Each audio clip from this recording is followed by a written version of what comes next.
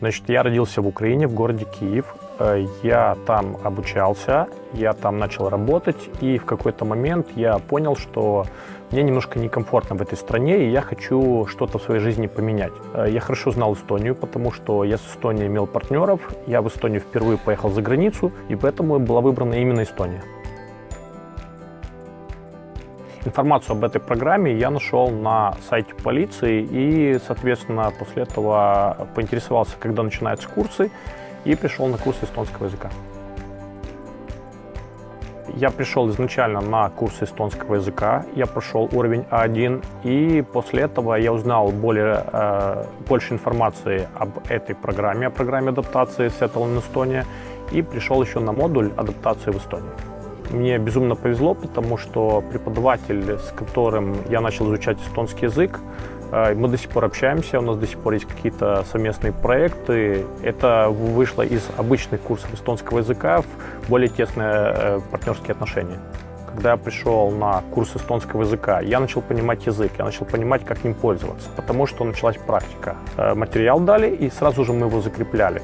Говорили, ходите в кафе, общайтесь в кафе. Давали задание пойти в кафе, пообщаться в кафе, сделать заказ на эстонском языке. Если бы не эти курсы, возможно, я сейчас бы вообще не занимался эстонским языком вовсе. Это адаптация не только языковая, это и адаптация в, скажем так, человеческой среде. И эта программа помогает расширить круг знакомых. С людьми, с которыми я познакомился на курсах адаптации, я общаюсь до сих пор. Какие-то там дружеские отношения, с кем-то партнерские отношения. Модуль по адаптации в Эстонии – это общий модуль, который рассказывает, как жить в Эстонии, как пользоваться транспортом, как ходить за покупками.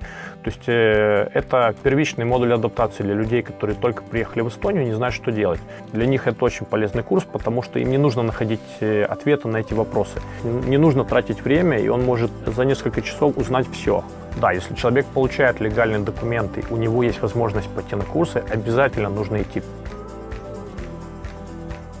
В Эстонии очень многие люди обучаются всю жизнь, и это меня очень сильно мотивировало. У нас в университете была женщина, которой 70 лет, и она говорит, я хожу на танцы, я учусь танцевать в 70 лет.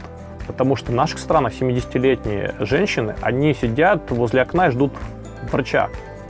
А женщина ходит на танцы и танцует с молодыми парнями. Она нам об этом рассказывала.